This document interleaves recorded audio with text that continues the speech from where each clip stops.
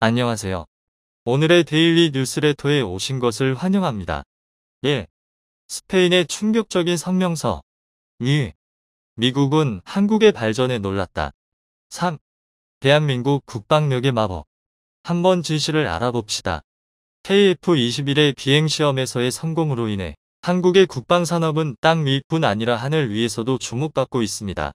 중국은 이에 대한 경쟁심을 느끼고 차세대 전투기 FC-31 개발을 박차를 가하고 있습니다. 그러나 세계적인 항공기 제조사인 에어버스 그룹은 우리 경전투기 FA-50의 유럽 판매를 지원할 것이라 밝혔습니다. 중국은 FA-50의 유럽 진출을 막기 위해 많은 돈을 썼지만 효과는 없었습니다. 에어버스의 대표 마이클 쉴로는 지난달 FA-50을 포함한 한국 항공기의 서유럽 시장 수출에 협력할 것이라 밝혔으며, 이에 따라 한국항공우주산업타이와 대한항공 등 우리 기업에서 납품받는 부품도 1조 원 이상으로 확대할 예정입니다. 슐론 대표는 이창양 산업동산자원부 장관과 논의한 항공우주방위산업 활성화 방안으로 에어버스의 RD센터 설립을 제안했으며, 이 요청에 대해 에어버스 그룹은 가능성이 충분하다는 반응을 보이고 있습니다. 에어버스의 RD센터가 설립된다면 한국의 방산산업이나 IT, 항공기술 관련 인프라를 활용하여 더 높은 수준의 상호협력을 할 수 있을 것으로 예상됩니다. 이미 수리용과 헬기 개발 등에 있어서 이루어지고 있는 에어버스와의 협력을 차세대 항공 분야로도 확대할 수 있다는 것이지요. 그런 점에서 에어버스가 FA-50 등 우리 완제기의 서유럽 시장 판매를 지원하기로 한 것은 아주 큰 의미가 있습니다. 우리 항공 및 방산업계를 기술적으로나 사업적으로나 중요한 파트너로서 인정한 것이나 마찬가지니까요. 판매를 지원하기로 한 완제기로 FA-50을 꼽은 것도 최근 폴란드가 FA-50을 48대, 한화로 3조 원대에 달하는 물량을 구매한 것에 영향을 받은 겁니다. 유럽 시장에서의 상품성이 있다는 것이 입증된 기체를 유럽 항공산업을 대표하는 회사가 그냥 놓칠 리 없는 것이지요. 이는 또한 우리 항공산업이 최근 해외 시장을 노리기 시작한 중국의 항공산업에 비해 업계에서 상대적으로 높은 평가를 받고 있음을 보여주는 사례이기도 합니다. 지난 7월 중국 관영 항공사들이 유로버스에 1292대에 달하는 어마어마한 물량의 항공기를 주문해 업계의 눈길을 끌었는데요. 이는 한화로 48조 원에 달하는 규모. 이런 막대한 양의 주문을 한 번에 한 것에 대해 경쟁국인 미국 항공업계 견제나 미국과 유럽의 경제적 갈등을 유발하는 등 정치적 계산이 깔려있을 것이라는 분석들 이하하는데요. 모두 설득력과 타당성이 있는 분석들이지만 또 다른 이유도 있습니다. 바로 에어버스를 자신들의 항공산업 파트너로 삼기 위함이지요. 다소 의외라 생각되실지 모르겠지만 우리가 차세대 전투기로 KF-21을 개발 중인 것처럼 중국도 자신들의 힘으로 차세대 전투기를 개발 중입니다. 선양 FC-31. 중국 일부 언론에서는 J-35라는 제식명으로도 불리는 기체가 그 주인공인데요. 이 FC-31의 개발 파트너 혹은 개발 완료 후 해외 수출 파트너로서 유로버스를 포섭하고자 한 것입니다. 이미 이랑 같이 외교 관계상 미국 및 친미 성향 국가들의 무기를 구매할 수 없는 나라들이나 이전부터 중국 무기들을 많이 수입하던 파키스탄 같은 나라들이 FC-31 개발 완료 시 수입하게 될 것으로 예상되고 있는데요. 하지만 이들 대다수는 개도국이라 수출로 얻을 수 있는 경제적 이득이 한정적이고 정치, 군사적으로 갈등을 겪고 있는 국가들도 많아 시장 확장성에 있어서도 한계가 분명합니다. 따라서 중국은 FC-31 등 자국 항공기 개발로 이득을 보기 위해서는 더 넓은 시장, 특히 많은 돈을 들여 사줄 수 있는 부자 고객들이 필요한데요. 그래서 유럽 항공업계에서 영향력이 큰 유로버스에 줄을 떼고자 대량 주문이란 수단도 동원한 겁니다. 하지만 그런 중국의 노력이 무색하게도 유로버스는 FA-50 등 우리 완제기의 서유럽 시장 판매를 지원하겠다고 밝힌 건데요. 이는 FA-50은 물론 현재 개발 중인 KF-21 등 우리 항공기에 대한 기대감이 매우 크고, 그것이 중국의 동세대, 동급의 항공기에 대한 기대감을 상회한다는 것을 말해줍니다. 유로버스는 이전부터 자사 기체에 쓸 부품 구입이나 다른 항공사업 관련 협력 등으로 인해 우리 항공 기술에 대해 잘 알고 있는데요. 최근 KF-21의 성공적인 시험 비행이나 FA-50의 수출 성과 등을 보며 우리 기술력에 대해 확신을 갖게 된 것이라 볼 수 있습니다. 그런 유로버스는 완제기 서유럽 시장 판매 지원이 내한에 따른 단순 공치사가 아니란 걸 입증하듯 즉시 움직이기 시작했는데요. 스페인 공군의 기존 훈련기를 대체할 기체로 FA-50 구매를 제안한 겁니다. 원래 에어버스는 스페인에서 훈련기로 쓰던 F5를 신형 전투기 겸 훈련기인 F7를 개발해 대체할 계획이었는데요. 스페인 정부도 이 기체의 개발에 나섰지만 이미 참여 중이던 유럽 차세대 전투기 개발 사업 피카즈와 병행하기에는 재정적 부담이 너무 커 흐지부지된 상황이었습니다. 이에 대한 대안으로 에어버스 측에서 내세운 것이 FA-50. 즉 처음부터 돈 들여서 개발하기가 너무 어렵고 부담스러우면 우리 거 사서 써보는 게 어떠냐고 스페인 측에 추천한 겁니다. 이에 대해 다룬 스페인 현지 매체 기사의 제목부터 아디오스 F7라고 하는 것에서 볼 수 있듯 현지 분위기는 FA-50으로 갈아타는 쪽으로 흘러가고 있는데요. 이미 2018년에 스페인에서 자국에서 쓰던 F5를 대체하려는 목적으로 대형 수송기 A400M을 우리의 KT-1, T-50과 교환하려고 시도한 바 있기에 우리 기체를 쓰는 데 대한 거부감도 적습니다. 이런 상황에 유로버스에서 멍석까지 깔아줬으니 FA-50의 스페인 수출은 현실화될 가능성이 매우 크다고 볼 수 있지요. 스페인처럼 기존 구형 항공기를 대체할 필요성은 있지만 재정적 부담 등으로 인해 새로운 기체를 처음부터 연구 개발하기는 쉽지 않은 나라는 유럽을 포함해 여러 있습니다. 이번에 스페인의 FA-50을 수출하는 데 성공하면 비슷한 상황에 처한 다른 나라들을 향한 수출길도 따라서 열릴 가능성이 크죠. 그것도 유로버스라는 모두가 신뢰할 만한 파트너와 함께라면 말입니다. 유로버스라는 든든한 파트너의 도움도 도움이지만 FA-50의 자체적인 성능이 개량되고 있다는 점 또한 향후 수출에 있어 청신호가 되어줄 것인데요. 특히 FA-50에 탑재할 수 있는 무기들과 그에 관련된 기술들이 계속해서 개발되고 있어 단순한 훈련 외의 용도로도 사용할 수 있는 가능성을 열어주고 있습니다. 최근 국산 기술로 개발된 초음속 순항미사일이 대표적인 사례라 할 수 있는데요. 기존 미사일보다 3배가량 빠른 해당 미사일은 본래 지대한 미사일, 즉 지상에서 해상에 있는 적 선박이나 표적 등을 타격할 목적으로 개발될 예정이었습니다. 하지만 최근 공중에서도 발사할 수 있도록 바뀌었고 해상은 물론 지상에 있는 표적도 타격할 수 있도록 바뀌었는데요. 즉 이는 전투기에 장착하는 것도 가능해졌음을 의미합니다. 이미 핵심 기술은 물론 기본 설계도 마친 이 미사일은 현재 시제품을 통한 성능 시험이 진행 중인데요. FA-50에 장착해 차후 비행시험도 할 계획입니다. 시험이 성공적으로 이뤄지면 FA-50의 활용 범위는 기존에 비해 훨씬 커질 것으로 전망되는데요. 기존에는 단순 근접 지원 항공 능력밖에 없어 훈련기 등 용도가 제한적이었지만 이번에 개발된 순항미사일을 활용할 수 있게 된다면 원거리, 정밀 타격이 가능해지기 때문입니다. 정말 말 그대로 경공격기가 되는 것이지요.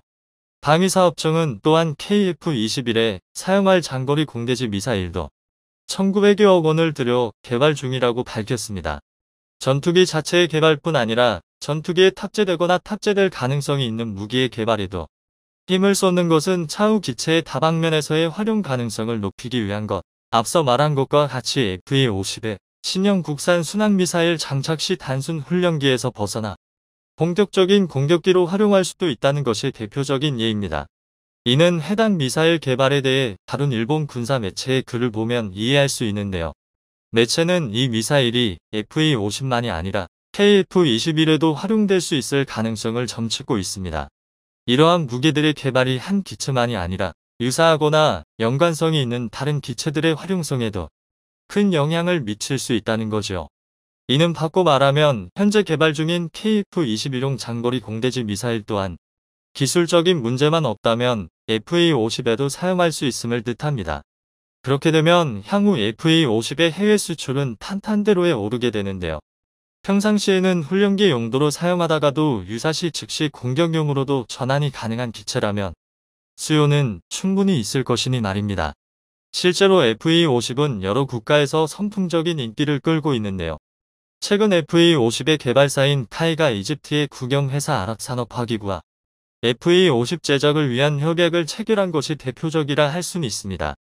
이는 이집트가 자국의 훈련기와 전투기 교체를 위해 카이 측에서 제안한 FA-50과 T-50 수출 및 공동 생산에 응한 것에 따른 것인데요. 협약에 따라 카이와 이집트 측은 인접 아랍 국가와 아프리카 국가들의 FA-50 등 전투기 수출을 위해 협력할 방침입니다. 이집트는 해당 지역권 최대 군사 강국 중 하나이자 중동과 아프리카의 사이에 위치한 지리적 특성상 주변 국가에 미치는 영향이 큰데요. 이는 해당 지역권에 FA-50 판로가 확 열리게 되었음을 의미합니다. 유로버스의 협력이 향후 탑재될 순항 미사일의 순조로운 개발까지 FA-50의 앞날은 탄탄대로나 마찬가지. 이것이 현재 개발 중인 KF-21의 밝은 앞길로도 이어질 수 있기를 바랍니다. 세계 방산 시장의 다크호스를 넘어 최강국으로 도약하고 있는 대한민국 K방산을 향한 세계 외신들의 반응이 뜨겁습니다. 지난 23일 미국 CNN은 빠른 속도로 질주하는 탱크, 굉음을 발산하는 포탄 뼛속까지 흔들다 이것이 한국이 무기를 파는 방식이라는 기사에서 한국 방산 세일즈에 대해 조명하였는데요. 한국은 미국, 러시아, 프랑스에 이어 세계 4대 방산 수출국으로 도약하겠다고 하였다.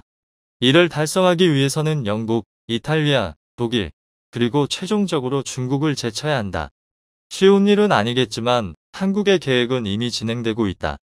한국 전쟁은 끝나지 않았다. 1953년 전투를 중단시킨 문서는 평화협정이 아니라 휴전협정이었기 때문이다.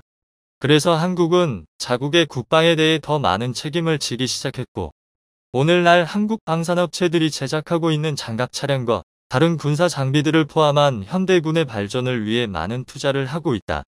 한국 무기체계의 산실인 창원에서는 첨단 로봇 시스템으로 K9 자주포를 3일에 한 대꼴로 생산한다. 로봇과 인간의 조합은 7개의 스테이션 조립 라인에서 결합되어 최종적으로 47톤의 강철, 기계, 전자 제품을 조립할 수 있게 된다. 한화 국방부 관계자에 따르면 사람의 머리카락보다 얇은 100분의 1mm의 정확도로 작업을 진행한다. 로봇들이 이를 완성하면 이제 직원들의 차례로 맞춤 제작을 가능하게 한다. 예를 들어 노르웨이와 같은 북부 기후로 가는 차량들엔 히터를 제공해주고 인도나 이집트와 같은 더운 곳을 위해선 에어컨을 달 수도 있다.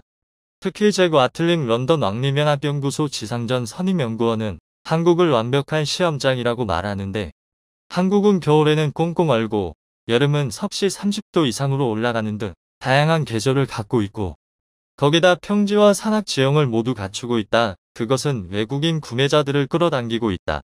K9-4가 시험되는 곳에서 불과 몇 마일 떨어진 현대 로템 공장에는 K2 전차 생산이 제속도를 내고 있다. 한국에게는 미국도 갖지 못한 무기 스펙트럼이 있다. 휴전 중 이게 산업 이윤과 상관없이 군사적 목표를 갖고 제작을 해왔다.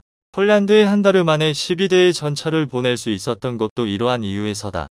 미국은 세계에서 가장 위대하고 최고의 무기를 만들어낼 수 있지만 모든 무기를 만들지는 않는다.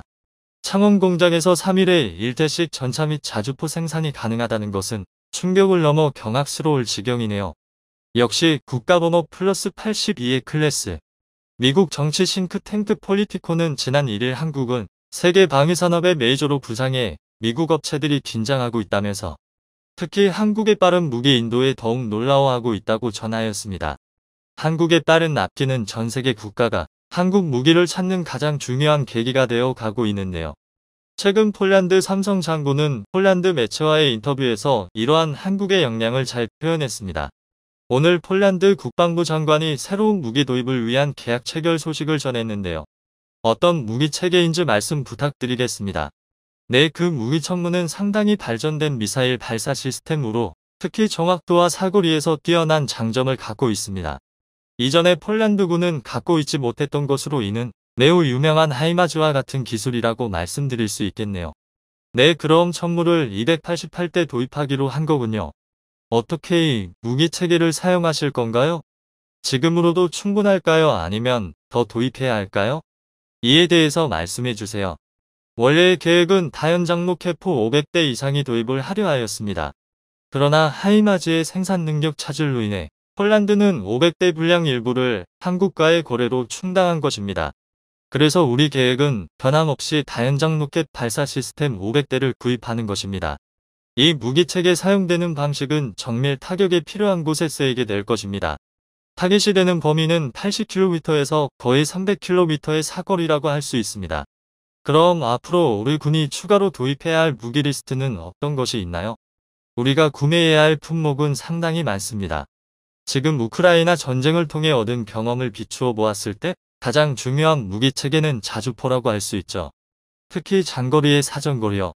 이번에 도입한 천무 발사 시스템과 같이 자주포는 적에 대한 명령 통제 센터를 갖게 해줍니다. 세계 2차 대전과 달리 우리는 많은 미사일들이 발사해야 할 것입니다. 그런 의미에서 천무는 매우 뛰어난 정밀 타격이 가능하여 겨우 몇 미터의 오차 범위 밖에 가지지 않습니다. 우리 폴란드는 실제로 한국을 선택했는데요. 왜 한국 무기를 도입하려고 하는 것이죠? 우선적으로 한국은 매우 훌륭하고 첨단화된 무기 체계를 갖고 있습니다. 그것이 첫 번째 이유이고요. 그리고 또한 그들은 나토 표준에도 부합하는 무기를 만듭니다. 회원국이 아님에도 불구하고요. 첫 번째 이유는 그러하고 두 번째는 바로 납기시기 때문입니다. 보통은 무기 계약이 이루어지면 바로 도입이 가능하지 않습니다. 계약 시기에서부터 첫 도입 때까지 특히 복잡한 시스템의 경우에는 3년에서 5년이 걸리기도 하죠. 우리는 그렇게 오래 기다릴 수 없습니다. 그래서 우리는 유럽이나 미국이 아닌 다른 시장을 찾았습니다. 그렇다면 폴란드가 최근 도입한 전차들은 어떤가요? 그러니까 제가 듣기로 폴란드 군이 그 전차의 사용법에 관한 훈련을 이미 진행하고 있다고 하던데요. 언제쯤이면 이 나라에 도착할까요? 현재 K2 블랙팬서에 대해 논의하고 있고 오늘 10대의 첫 전차 도입을 축하하고 있는데요. 올해 내로 폴란드에 도착할 것으로 보입니다. 또한 K9 자주포 24대 역시 곧 도입이 완료될 것입니다. K2 전차는 폴란드에서 사용하는 M1 에이브람스 전차와 함께 주력 전차로 사용하게 될 것입니다. 그러나 두 전차의 성능은 다르기 때문에 두 전차 각각 다른 타입의 대대에서 사용될 것이고요. 그럼 두 전차의 차이는 무엇인가요? 특히 전차의 총 중량에서 차이가 있죠. 에이브람스 전차가 더 무거운데요. K2 전차는 중량이 가벼움 덕분에 다른 지역에도 투입이 될 수 있습니다. 네, 그 뜻은 지형에 따라서 다르게 사용할 수 있다는 말인데 어떤 지형인지 말씀해 주세요. 네, 그러니까 만약 진흙이나 호수 또는 강이 있다면 그곳을 지나갈 때 보다 더 가벼운 중량의 전차들을 투입하는 것이 훨씬 유리합니다. 무거운 중량의 전차들은 단단한 지형에서 사용할 수 있죠. 물론 전략에 따라서 그 용도가 달라지겠지만요. 한편 개발 이후 첫 해외 수출이 확정된 K2 흑표 전차는 그동안 난제로 꼽혀왔던 변속기 국산화의 시험 테스트가 성공적으로 통과해 K2용 100% 국산 파워팩 개발이 눈앞으로 다가왔는데요. 지난 9일 열린 국회 국방위원회 방사청 국정감사에서 엄동환 방사청장은 4차 양산을 앞두고 변속기 개발업체인 S&T 중공업이 업체평가에서 320사이클에 대해 특별한 무리 없이 잘 진행 완료하였고 추후 기품원과 국가연이 꼼꼼히 살펴 품질 보증 절차에 들어가겠다고 하였습니다. 320사이클이란 320시간 동안 시속 30km의 속도로 총 9,600km를 고장 없이 주행하는 성능 테스트인데요. S&T의 EST15K 변속기는 지난 2차 시험 평가 중 7,110km에서 고장이 나 도입이 불가능했었습니다. 사실 7,000km 무고장 운행 가능한 변속기 개발도 나름의 성과라는 의견이 있었는데 그때의 실패를 딛고 결국 국방부 기준인 9,600km 무고장 주행에 성공한 것이죠. 9,600km 기준이란 도달 후 폐기한다는 게 아닌 다시 창종비를 받아야 하는 기점을 뜻합니다. 이로써 한국은 현대로템의 K2 흑표 전차에 현대두산 인프라코어가 개발한 1,500마력 엔진 그리고 S&T 중공업이 개발한 변속기를 탑재하고 하나디펜스의 K9 자주포의 STX 엔진이 개발한 1000마력 엔진과 S&T 중공업이 개발한 변속기를 탑재할 수 있게 되어 미국 독일에 이은 전세계 세 번째 궤도 차량 파워팩을 자체 개발한 나라가 되었습니다. 그동안 S&T 변속기 개발 과정에서 여러 시행착오가 있었던 터라 일각에서는 곱지 않게 보는 시선들도 존재하지만 사실 1500마력 엔진 변속기 개발에서만 어려움을 겪고 있었던 것일 뿐 이미 K9 자주포 1000마력 엔진 변속기는 1999년에 국산화에 성공하여 K9가 전세계 최고의 자주포가 될 수 있도록 이바지하였습니다. 이 자동 변속기는 현재 체계업체인 하나디펜스의 레드백 장갑차에도 탑재되죠. 특히 이번에 개발한 K2 전차용 1500마력 6단 자동 변속기에는 핵심 기술인 변속 제어 장치 TQO, 정류압 조향 장치 수유, 일체 감속기, 제동 장치 등 그동안 일부 해외 수입에 의존했던 부품들을 100% 완전 국산화에 성공하였는데요. 물론 의심해보고 검증해보고 평가해봐야겠지만 무분별한 억측과 억가로 열심히 국산화에 착수한 우리 기업들의 의지마저 꺾어버리면 안 될 것입니다. 이미 파워팩이 없어서 전차 생산을 못하고 있는 튀르키예가 이러한 우리의 성공 소식을 듣고 우리나라의 DV17K 엔진과 ES75K 변속기 조합의 국산 파워팩을 도입하기로 결정하면서 성능에 대한 입증도 어느 정도 되었다는 평가인데요. 지난달 이스마일 데미르 이즈메일 데미르 튀르키예 국방산업국 SSB 국장은 한국에서 튀르키예로 파워팩이 인도돼 BMC가 개발한 알타이 전차의 장착 테스트가 시작됐다며 조만간 공급 협약이 체결됨에 따라 내년부터 알타이 탱크의 양산을 시작할 계획이라고 하였습니다. 당초 BMC는 독일산 파워팩 도입을 추진했으나 독일 정부가 튀르키예 무기 수출을 거부하면서 무산됐는데요. 터키 정부는 이후 자체 개발이나 제3국 기업과의 기술 협력 방안도 모색했으나 뚜렷한 성과는 없었고 결국 이번에도 한국의 도움을 받아 전차 생산에 들어갈 수 있었던 것입니다. 이런 걸 보면 기술이라는 것이 이전을 받는다고 해서 누구나 다 생산까지 갈 수 있는 것은 아닌 것 같습니다. 하긴 그랬으면 러시아 기술 훔쳐온 중국의 국방력이 그 모양 그 꼴이진 않았겠죠. 실적용과 실생산이 곧 기술력인 듯합니다. 한편 파워팩 국산화를 통해 튀르키예를 시작으로 본격적인 궤도 차량 완전품 수출문이 활짝 열리게 될 것으로 보이는데요. 그동안 K9 자주포와 K2 흑표전차는 각각 엔진과 변속기에서 독일제를 사용해왔기에 독일 정부의 무기 금수 조치에 따라 수출이 판가름 나기도 하였습니다. 특히 이집트, 사우디, UAE 등 중동 국가들 수출에 발목이 잡히던 문제가 국산 파워팩으로 인해 말끔히 해소가 된 것이죠. 역시 이래나 저래나 기술은 무조건 있고 보는 게 맞다.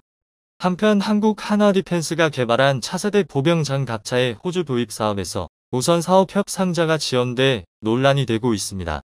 당초 예정은 9월이었으나 내년으로 연기가 확정적이고 거기다가 도입 수량마저 축소 수정되어 우려를 낳고 있는데요. 이 모든 문제는 사실 업체나 기체의 문제가 아닌 호주 내부의 정치적 문제에서 비롯된 것입니다. 최근 호주 매체 AFR에 따르면 호주 육군의 차세대 보병 전투 차량 프로그램이 450대에서 300대 도입으로 축소되었고 이에 라인메탈과 한화디펜스는 축소된 차량에 대한 다른 입찰서를 제출하라는 요구를 받았다고 합니다. 이는 최근 선거를 통해 집권여당이 자유당에서 노동당으로 바뀌면서 국방예산 감축 관련 새로운 호주 국방전략 공토보고서가 완성되는 시점은 내년 3월로 발표가 연기되었기 때문인데요. 이에 야당이 된 호주 자유당은 집권당인 노동당이 1938년 이후 집권 때마다 국방예산을 역대급으로 삭감했고 이번에도 그런 문제의 일환이라고 질타하였습니다. 당연히 호주의 네티즌들은 난리났습니다. 연기도 속 터지는데 축소라니 이해할 수 없다는 반응이 줄을 이뤘는데요. 네티즌들은. 한편 군사 전문가들은 노동당의 예산 감축을 위한 국방 검토와 내년 3월로 연기된 사안이 한화디펜스에 더 유리한 측면도 있다고 하였습니다. 한화와 경쟁하고 있는 라인메탈의 링스 장갑차보다 레드백이 가격 경쟁력에서 더 뛰어난 이점을 갖고 있기 때문인데요. 특히 호주 육군의 자체적 평가를 거친 후 내부에서는 레드백을 선호한다는 보도도 있었습니다. 2022년 3월 9일 파이낸셜 리뷰에 따르면 한화의 레드백이 테스트에서 예상보다 더 강력한 성능을 보인 후 육군 내에서 강력한 지지를 받고 있는 것으로 보인다. 레드백은 더 저렴하기까지 하지만 라인메탈 링스도 몇 가지 유리한 측면도 있긴 하다고 하였습니다. 호주 밀리터리 팬들은 한편 지난 11월 9일 중국 방산 전시회에서 중국의 차세대 전투 보병 장갑차가 공개되었는데요. 그 영상이 마치 링스와 레드백을 반반 섞어 놓은 듯 하였는데 기술력 측면에서 급조한 티가 탁탁 나 놀림거리가 되고 있습니다. 신형 VN20의 스펙이야 뭐 30mm 자동폰이 반응장갑이니 적혀 있었지만 어차피 카탈로그일 뿐 그냥 가볍게 지나가면 될 것 같고 외형부터 보자면 마치 레드백과 링스를 섞어놓은 끔찍한 혼종스러웠습니다. 포탑은 레드백 차체 전면 및 후면은 링스, 반응장갑은 레드백을 보는 듯한 모습이었는데요. 특히 링스의 보기면에 레드백의 고무 궤도를 적용한 모습이 웃겼습니다. 중국제 고무 궤도를 새롭게 선보였는데 아이러니한 것은 고무 궤도를 사용했으면서 서스펜션은 이전 모델인 VT4의 토전마 서스펜션을 가져왔다는 것입니다. 고무 궤도의 장점은 주행성을 극대화하는 데 있는데요. 철제 궤도 대비 50% 이상 경량화되며 궤도 자체에서 발생하는 소음과 진동은 70% 감소시켜주어 정숙한 주행과 기동 성능 향상, 내구성 증대 효과가 있습니다. 그러나 중국은 고무 궤도와 어울리지 않는 토션바를 장착하였는데 토션바는 무겁고 차량 하부 공간의 활용성을 크게 차지하며 소음과 진동이 매우 크다는 단점이 있습니다. 이러한 문제로 한국의 궤도형 차량에는 유기압 현수 장치가 탑재되어 있는 것이죠. 즉 중국은 어울리지 않는 두 개를 혼종해 달았는데 아마 레드백을 따라서 고무 궤도를 달아보고 싶고 또 유기압 현수 장치는 개발하지 못했기 때문이 아닌가 싶습니다. 이러한 설계 미스는 바로 또 다른 문제점으로 드러나는데요. 레드백은 완전 무장 포병에 탑승이 9명까지 가능한 반면 중국의 VN20은 6명밖에 탑승하지 못한다는 것입니다. 차체 사이즈는 서방식 장갑차와 동일하게 제작하였음에도 내부 설계 결함, 엔진 대형화, 토션바 장착 한계로 실내 공간에 열과 없이 개발된 것이죠. 다 떠나서 무엇보다 후방이 가관인데 레드백과 링스는 후방 공격에도 대응할 수 있는 장갑이 잘 갖춰져 있는 반면 중국은 허접하기 그지없습니다. 그 문제를 보완하려고 7.62mm 기관총을 특이하게 후면에 달았는데 미관만 해치고 도대체 뭔 생각으로 가져다 썼는지 모르겠습니다. 최근 한국에서 공개된 한 영상이 화제를 불러 모았습니다. SF에서나 볼 법한 레이저 무기를 시연하는 장면이었는데요. 전 세계적으로도 손꼽히는 실용화된 레이저 무기를 선보인 것이죠. 얼마 전엔 이 레이저 무기를 국산 보병 장갑차 레드백에 장착할 수도 있다는 분석이 나오면서 그렇지 않아도 높은 관심을 받고 있는 한국 방산의 행보에 미국은 물론 유럽 전역이 깜짝 놀랐다고 합니다. 최근 호주 장갑차 사업에서도 최종적으로 한국이 사업 대상자로 낙점받을 수 있었던 이유가 이 기술 덕분이라는 소문이 돌면서 한국 레이저 기술의 우수성이 널리 퍼지고 있는 상황. 한국의 레이저 기술 수준이 어느 정도길래 이 정도 반응이 나오는 것인지 현재 제3차 세계대전의 서막이라는 우려를 사고 있는 우크라이나 러시아 전쟁. 최근의 전황은 대형 미사일이 날아다니고 첨단 무기가 지배하는 전장이 될 것이라 예상했던 초창기와는 상당히 다른 모습입니다. 많은 군사 전문가들의 예측이 빗나갔고 전혀 생각지도 못한 양상으로 흘러갔죠. 그 중에서도 가장 예상 외의 무기가 바로 드론이었습니다. 전장에서는 정찰이나 탐색 등 극히 제한적인 임무만을 수행할 수 있을 것으로 여겨졌던 드론이 실제로는 고가치 표적을 사냥하고 다니는 전장의 주인공이었기 때문이었죠. 종래의 무기 개발자들은 첨단 무기뿐만 아니라 적국의 첨단 무기를 막는 디펜스 프로그램 역시 개발해왔습니다. 방어 프로그램과 이를 뚫는 프로그램의 싸움이 이어지면서 무기 체계는 점점 고도화되었으며 고성능 성향주의 무기의 크기는 점점 뒤졌습니다. 그런데 드론은 이러한 추세를 역행하는 물건이었습니다. 작은 크기에도 불구하고 놀라운 파괴력을 발휘하는 한편 다양한 환경에서도 의외로 무리 없이 작동되는 신뢰성을 보여줬기에 전천 후 임무를 수행하는 중요한 존재가 되었는데요. 이번 전쟁을 우크라이나 러시아 드론 전쟁으로 불러야 한다는 군사 전문가의 의견이 있을 정도로 드론은 놀라운 성과를 이뤘습니다. 러시아의 탱크가 엄폐물 하나 없는 평야인 우크라이나를 파죽지세로 점령할 수 없었던 이유는 바로 튀르키예에서 만든 드론 바이락타르 TB2였습니다. 소형 폭탄을 장착한 드론은 러시아 탱크의 뚜껑 위에 폭탄을 떨구면서 기존의 탱크가 상종조차 하지 않았던 위치에서 공격하는 전략을 사용했습니다. 이로 인해 생각 이상으로 많은 탱크가 쟁더미가 되면서 러시아의 진군 속도는 점점 늦춰졌죠.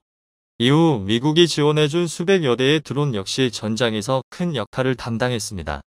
스위치 블레이드와 피닉스 고스트 등 자폭 드론은 러시아군 장갑차와 전차 같은 기갑 전력을 줄줄이 박살냈고 탄약고와 식량 창고 등 후반 보급선을 효율적으로 끊어냈습니다.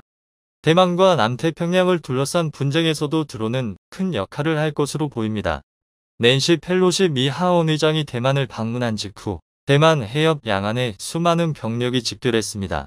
드론 역시 예외는 아니었는데요. 중국은 드론 생산과 개발에 있어 선두적인 위치에 있는 국가인 만큼 대만 해협을 둘러싼 무력 시위에서도 드론은 톡톡히 제 역할을 했습니다. 대만 병력의 움직임을 드론을 통해 엿보는 것은 물론 대만 해협 인근의 정박한 미군 부대까지 정찰하는 성과를 보였죠. 실제 타격에 드론이 동원되기도 했습니다. 중국 무인기가 대만 영공을 날아다니면서 사격을 하는가 하면 진먼섬을 중심으로 26차례나 드론이 침범하면서 대만군의 신경을 긁어댔습니다.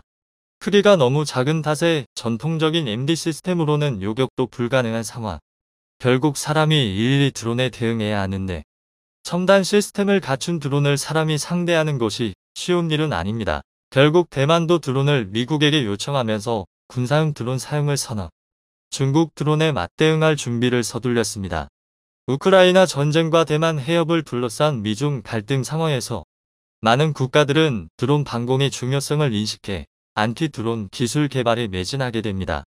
그 중에서도 효과적이면서도 탁월한 대응법이라 평가받는 기술이 있는데요. 바로 레이저 기술입니다. 중국제 소형 드론 상대로 유효하다고 평가받는 레이저 기술이 최근 전 세계적으로 각광을 받고 있는데요. 미래에서나 볼 법한 이런 기술이 군사적 수요가 생기자 성큼 우리 곁으로 다가온 것입니다. 그동안 실용화 가능성이 없다고 판단됐던 레이저 기술은 어느새 휴대용 레이저 무기를 개발할 수 있을 정도로 기술력이 올라와 있습니다. 여러 번의 혁신을 통해 재래식 병기를 쉽게 제압할 수 있을 정도로 발전해서 이제 레이저 기술은 미래 전장에서 필수 불가결한 기술이 되었습니다. 대한민국은 이 레이저 기술에 있어 다른 국가들에 비해 상당히 앞서 있는데요. 레이저 기술의 진심인 대한민국 방산업체 하나시스템은 기술 개량을 거듭하며 실전에서 사용 가능한 레이저 무기를 개발하는 데 투자를 아끼지 않았습니다. 이러한 노력 끝에 얼마 전 고에너지 대공 무기가 탄생했죠. 최근 한화의 레이저 무기 개발팀은 군, 정부 관계자들이 모여있는 자리에서 레이저 무기로 300m 떨어진 곳에 포탄을 터뜨려 무력화하는 실험을 성공시켰습니다. 곡사포에 사용하는 155mm 포탄과 박격포용 81mm 포탄, M15 대전차 지뢰를 표적으로 삼아 진행된 이 실험은 레이저 무기의 실용성을 증명하는 동시에 향후 레이저 무기 산업의 전망이 밝다는 것을 증명했습니다. 레이저 빔 집속기라는 명칭을 지닌 이 무기는 사람 키보다 약간 큰 2m가량의 작은 사이즈를 자랑하는 무기입니다. 다른 레이저 무기의 경우는 엄청난 크기의 레이저 지뢰기는 물론이고 냉각기 및 기타 장비를 달아야 하지만 하나 시스템은 이를 소형화하는 데 성공한 것입니다. 게다가 충분히 먼 거리에서 표적을 조준하고 요격하는 것이 가능할 정도의 고출력을 그 작은 사이즈로 구현하는데도 성공했습니다. 정부로부터 레이저 무기 개발 과제를 받은 것이 2020년경인 것을 생각하면 2년도 안 되는 짧은 기간에 레이저 무기를 차세대 병기에 탑재할 수 있는 수준으로 실용화하는 데 성공한 것입니다. 이런 건 대한민국 기술자들이 아니고서야 불가능한 일이죠. 방산업계 외에도 민간 영역에서도 레이저를 통한 드론 격추 기술이 개발되면서 희소식이 또 전해졌습니다. 바로 한국생산기술연구원 소속 정훈 박사와 한양대 나노광전자학과 김지용 교수가 이끄는 연구팀이 거둔 성과입니다. 소형 무인 드론을 격추할 정도 출력인 3kW 광섬유 레이저 광원을 국내 최초로 개발한 것인데요. 이분들은 이런 빛나는 성과를 내고도 향후 100kW 이상 출력을 낼 수 있는 광원 개발 작업에 즉시 몰두하면서 머지않은 미래의 대한민국이 레이저 무기 사업의 선두주자가 될 것이라 장담했습니다. 그런데 최근 하나 디펜스가 단순히 기술 시험만으로 끝난 것이 아니라 이 레이저 무기의 실용화를 끝마치고 신형 무기에 장착까지 하려고 계획 중이라는 사실이 드러나면서 화제에 올랐습니다. 전투 차량 탑재형 고에너지 레이저포 체계 기술이라는 명칭으로 한화와 정부가 공동 프로젝트를 진행 중이라는 사실이 밝혀진 것인데요. 미래 기갑 전력 및 공중위협에 대응하기 위한 새로운 무기를 만드는 것이 목표인 이 사업에는 레이저 무기와 관련된 내용이 포함되어 있었습니다. 기갑 차량에 레이저 무기를 장착, 이를 이용해 향후 기갑 전력에 위협이 되는 드론 공격을 레이저로 방어하겠다는 뜻입니다. 추정컨대 한국형 멜날이 최종적인 목표인 것으로 군사 전문가들은 예측했습니다. 멜날은 기동시험용 고에너지 레이저의 약자로 무거운 장비로 인해 이동이 쉽지 않은 레이저 무기를 스트라이커 차륜장갑차에 부착, 이동성을 개량한 미군의 무기를 지칭합니다. 미국에서는 이 무기를 엠쇼라드라는 이름으로 부르는데요. 기동용 단거리 방공의 준말로 충분한 에너지만 가지고 있다면 상당수의 상대 드론을 단 한 대만으로 무력화시키는 것이 가능합니다. 현재 한화 디펜스가 주력 무기로 방산 시장에서 판매하는 제품은 바로 레드백 장갑차인데요. 이 사업이 현재 진행 중이라면 레이저 무기가 레드백에 달릴 수 있다는 뜻입니다. 레이저 무기를 탑재한 최신형 장갑차가 조만간 방산 시장에 등판을 예고한 것입니다. 현재 최종 사업자를 두고 고심에 빠진 호주는 한국의 레드백과 독일의 링스를 두고 저울질을 하고 있는데요. 방위사업청은 최근 국회 국방위원회에서 드백 장갑차가 호주에 수출될 가능성이 매우 높다고 보고했습니다. 9월 중 호주가 우선 협상 대상자 선정 결과를 발표하면 이를 위해 레드백 장갑차 생산 및 기술 이전과 관련해 사전 조율이 필요할 수도 있다는 의견을 내비친 것입니다. 레드백은 길이 7.7m, 폭 3.64m의 전투 중량은 43톤에 달하며 최대 속력은 시속 70km를 자랑하는 장갑차인데요. 승무원 3명과 보병 전투원 8명이 탑승할 수 있는 넓은 내부 공간을 지니고 있습니다. 30mm 기관포와 스파이크 대전차 미사일, 12.7mm 및 7.62mm 기관총으로 무장하고 있으며 날아오는 적 대전차 미사일 등을 직접 요격하는 아이언 피스트 능동 방어 장비, 360도 외부 환경을 볼 수 있는 아이언 비전 등 현대전의 필수적인 성능을 모두 갖추고 있는 최첨단 기갑 차량이죠. 레드백과 경쟁하는 독일 라인 메탈사의 링스 KF-41도 성능 면에서는 탁월한 모습을 보였기에 최종 결정은 올해를 넘겨 내년에 될 수 있다는 예상도 있었는데요. 방사청장 입에서 한국이 선정될 수 있다는 확신에 가까운 발언이 나오면서 대체 어떻게 한국이 이런 자신감을 보여줄 수 있는지에 대해 많은 이들이 의문을 품었습니다. 그런데 한국이 레드백에 레이저 무기를 장착하는 것을 조건으로 내세웠다면 이 의문의 답변은 쉽게 나옵니다. 드론전에 있어 매우 취약하다는 장갑차의 문제점을 레이저 무기를 통해 극복할 수 있다면 호주 입장에선 그 선택지를 고르지 않을 수 없습니다. 독일의 링스는 현대전의 새로운 트렌드를 미처 따라잡지 못해 아직 대드론전 성능이 부족했죠. 반면 한국은 추세를 잘 읽고 기술력을 미리 갖춘 덕분에 기술 대국 독일과의 경쟁에서도 밀리지 않고 수출 시장을 선점할 수 있었던 것입니다. 이렇듯 자랑스러운 대한민국의 방산 기술이 날로 성장하길 바라며 어려운 역경을 기술로 해결하는 한국 과학자들과 기술자들의 노고에 박수를 보내드립니다. 영상이 도움이 되셨다면 구독과 좋아요 부탁드리며 오늘도 감사합니다. 최고로 멋진 하루 보내시길 바랄게요.